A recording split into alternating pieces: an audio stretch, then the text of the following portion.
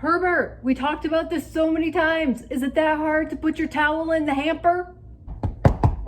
Herbert's footsteps leaving the room.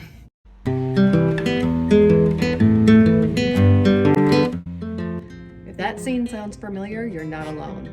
I'm gonna go over a couples dynamic that's pretty common, and then I'm gonna do a little story time about a couple I know that used a certain technique based on research and improved the dynamic. So a lot of times in a marriage, there's gonna be two people that have completely different psychologies and have completely different emotional needs and sensitivities. A lot of times, those two different people fall into a category as a pursuer or a withdrawer. Imagotherapy would call the pursuer a maximizer and call the withdrawer a minimizer. I'll get into that in a minute. Commonly, the belief that the pursuer walks around with, whether because of their temperament, their example of relationships they had growing up, or because of trauma, they walk around with the fear of, I'm not considered, I'm invisible, my needs won't be met, I won't be heard, I won't be seen. And they manage that fear by pursuing change in the environment, by getting the people around them to see them, to consider them, to show that they care about them. If this person is also temperamentally concerned with keeping order, a lot of times the towel on the floor isn't just about the towel on the floor. It's a proxy for, do you care about me? And a lot of times this person conflates accommodating a request to keep order with caring about them. Now, the withdrawer has their own set of beliefs, whether it's temperament, whether it's family of origin example, or whether it's their own trauma. They walk around fearing that they're inadequate or powerless or incompetent.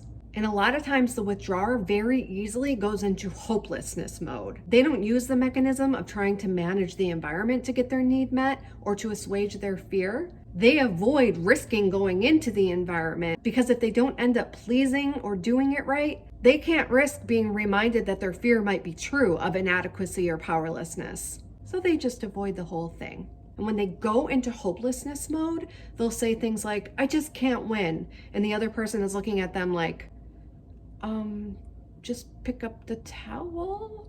Or they'll literally walk away or shut down conversations or sit in the conversation being completely shut down. At the very least, they often just stop trying. And sometimes the pursuer, especially if they have a harsh startup, meaning they initiate what they want with a criticism or an annoyance, understandable because Herbert just walked away instead of picking up the damn towel.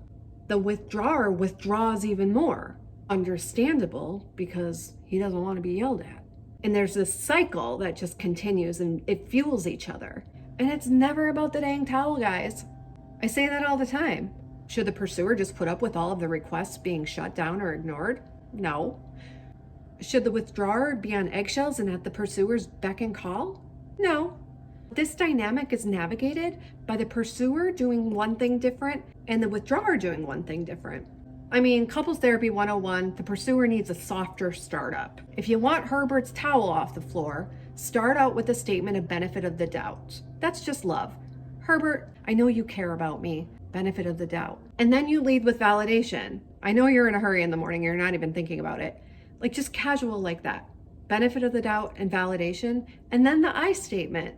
A vulnerable I statement, not it makes me feel pissed off, but it makes me feel not considered. It makes me feel invisible because I've talked to you about this a lot. And then the realistic direct request. Something specific and concrete that they can do or not do. Not, can you just start thinking about me? That's not specific and concrete. Whenever you leave the bathroom, could you try to get in the habit of looking around and seeing what's on the floor? The other thing that a pursuer can do differently, I read a research study probably 10 years ago, and it was life-changing. And I tried to look it up recently and I couldn't find it. But basically the study was saying couples who are happy don't have more moments of consideration or accommodation of one another.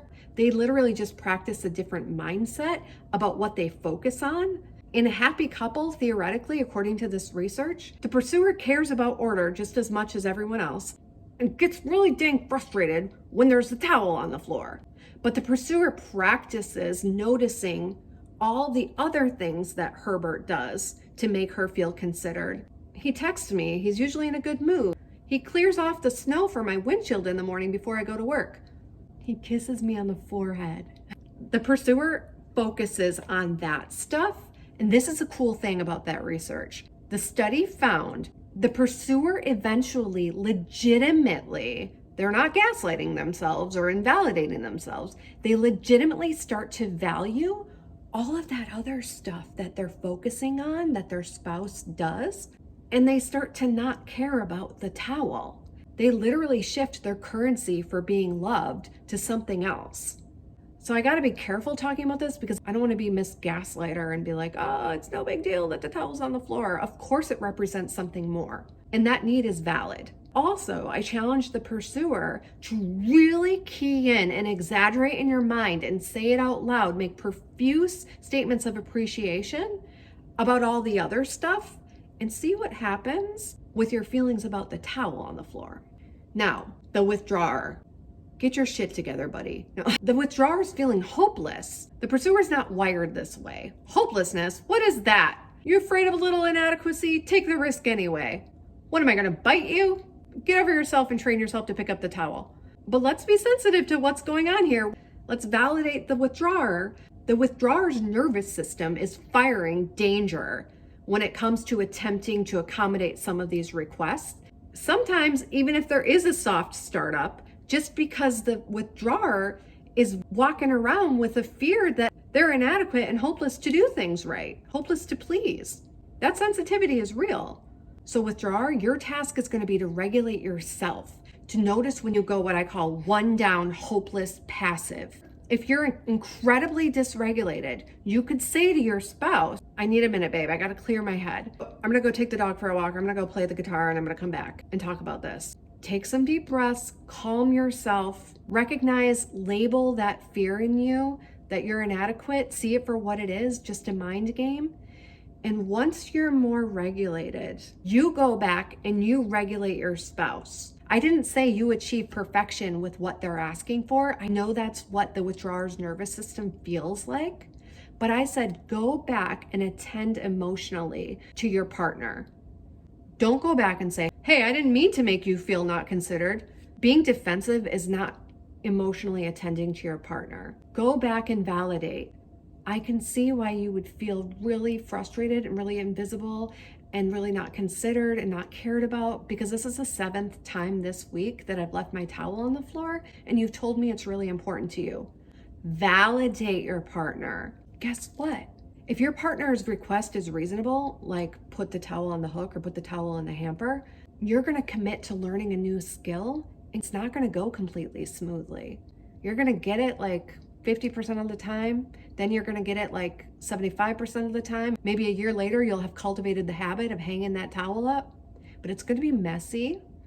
And during that messiness, your best skill is to regulate yourself. Don't stonewall. Stonewalling is saying, I'm not talking about this, and then not going back to it. But if you need a minute, tell your significant other, I know this is important to you and I want to talk about it. I need a minute, and then go back to it. Regulate yourself and then regulate their emotion. See what their need is. It's not about some control complex. It's about them being considered and cared about, and attend to that and validate that. I can see why this is probably really hurtful to you, and it probably seems like I don't care about you. I am committed to working on this habit because I care about you, and I care about if you feel like I'm your partner.